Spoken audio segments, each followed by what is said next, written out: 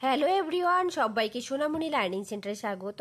আজ আমি তোমাদের জন্য নিয়ে এসেছি ষষ্ঠ শ্রেণীর ইতিহাস রায় মার্টিন প্রশ্ন বিচিত্রার মডেল সেট 1। আমি এর আগে ভূগোলে সেট করিয়েছি, তোমরা যারা দেখোনি ভিডিও ডেসক্রিপশন বক্সে লিঙ্ক থাকবে, সেখান থেকে দেখে নিও। দেখো 1 নম্বর সেটে কি বলেছে। একের দাগে বলেছে ঠিক উত্তরটি বেছে নিয়ে লেখো। 1 নম্বর প্রশ্ন, ঋক, সাম, যজু ও অথর্ব এই চারটি হলো সঠিক উত্তরটি হবে অপশন সি সংহিতা। কি হবে? সংহিতা। পরের প্রশ্ন 2 দাগ, 10 রাজার যুদ্ধের সঙ্গে প্রদত্ত কোন যুদ্ধের মিল আছে? সঠিক উত্তর হবে কুরুক্ষেত্রের যুদ্ধের মিল আছে। পরের প্রশ্ন 3 দাগ, সুর করে গানের মতো গাওয়া হতো। সঠিক উত্তরটি হবে অপশন বি সামবেদ। সামবেদ গানের মতো করে গাওয়া হয়। পরের প্রশ্ন 4 দেখ, সিদ্ধার্থের জন্ম হয় খ্রিস্টপূর্ব। সঠিক উত্তরটি হবে অপশন বি 566 অব্দে। পরের প্রশ্ন 5 দাগ, বজ্রীদের রাজধানী ছিল। সঠিক উত্তর হবে অপশনে বৈশালী। পরের প্রশ্ন 6 দাগ, ভারতীয় উপমহাদেশে সোনার মুদ্রা প্রথম চালু করেন। সঠিক উত্তর হবে অপশন ডি বিম কথফিসেস। পরের প্রশ্ন, নালন্দা মহাবিহার কোন শাসকের আমলে স্থাপিত হয়? সঠিক উত্তরটি হবে অপশন ডি প্রথম কুমারগুপ্তের আমলে। পরের প্রশ্ন 8 দাগ, মৌর্য আমলে অর্থনীতি মূলত নির্ভর করত। সঠিক উত্তরটি হবে অপশন বি কৃষির উপর। পরের প্রশ্ন দেখো 9 দাগ, গুপ্ত যুগে কোন বন্দরের মাধ্যমে দূরপাল্লার বাণিজ্য হতো? সঠিক উত্তর হবে তাম্রলিপ্ত।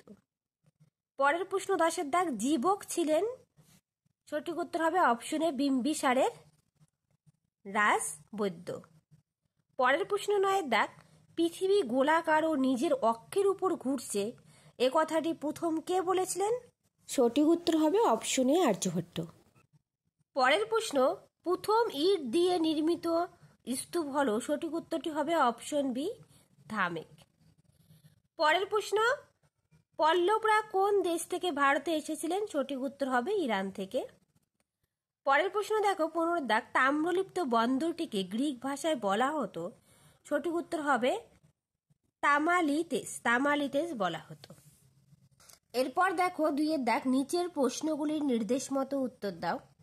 এতে দেওয়া আছে একটি বাক্যে উত্তর দাও। 1 নম্বর প্রশ্ন, আর্যরা ভারতের কোন অঞ্চলে প্রথম বসতি স্থাপন করে? উত্তর হবে সপ্ত সিন্ধু অঞ্চলে। পরের প্রশ্ন দেখো, কোন দেবতার উদ্দেশ্যে গায়ত্রী মন্ত্র রচিত হয়েছিল?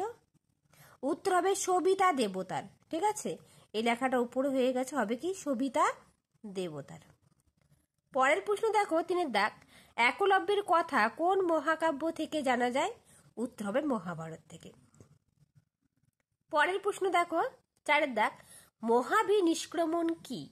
উত্তর, গৌতম বুদ্ধের সংসার ত্যাগ করে সত্যের সন্ধানে বেরিয়ে পড়াতে, সেটাকে বলা হয় মহাবীর নিষ্ক্রমণ। পরের প্রশ্ন 5 দাগ, বৌদ্ধ ধর্ম সাহিত্যগুলি কোন ভাষায় লেখা?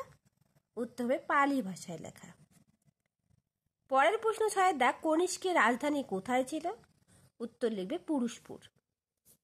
এরপর দেখো 2 দাগ, স্তম্ভ দুটি মিলিয়ে লেখো। মহাবলীপুরম। মহাবলীপুরম হবে রথের মতো মন্দির। 2 আছে গান্ধার শিল্পরীতি। গান্ধার শিল্পরীতি কুষাণ যুগে হয়। তৃতীয় বৌদ্ধ সঙ্গীতি অনুষ্ঠিত কোথায় হয়? পাটলিপুত্রে। ভদ্রবাহু। ভদ্রবাহু কে ছিল? দিগম্বর, মানে দিগম্বর গোষ্ঠীর সভাপতি ছিল ভদ্রবাহু। এরপর দেখো শীতে ঠিক না ভুল লেখো। 1 নম্বর প্রশ্ন, মৌর্য আমলে কারিগর ও বণিকদের কাজের তদারকি করতেন রাজা, এটি ঠিক। পরের প্রশ্ন 3, কুষাণ আমলে কেরলে গোলমরিচের ফলন ছিল বিখ্যাত, এটিও ঠিক। পরের প্রশ্ন দেখো, বিমান শব্দটি খুঁজে বের করো। এখানে বিমানান কোনটা রয়েছে? ব্রাহ্মণ, জ্যোতিষ, ক্ষত্রিয় এবং বৈশ্য। ক্ষত্রিয়টা হচ্ছে, এখানে জ্যোতিষটা হবে বিমানান। কেমন? পরের প্রশ্ন 2 দাগ, আলেকজান্ডার, সেলুকাস, কনিষ্ক, মিনান্দার এদের মধ্যে কনিষ্ক হবে বেমানান। এরপর দেখো 3 দাগ, নিচের প্রশ্নগুলি 2-3টি বাক্যের মধ্যে উত্তর লেখো, বিকল্প প্রশ্নগুলি লক্ষণীয়। 1 দাগে বলেছে বৈদিক যুগে চিত্রিত ধূসর মাটির পাত্র বলতে কি বোঝো? এটা রায় ও মার্টিনে 67 নম্বর পেজে তোমরা দেখবে, অবশ্যই আছে। আর বিদোধ বলতে কি বোঝো? ঋগ বৈদিক যুগে রাজার বিশেষ সদস্যদের বিদোধ বলে।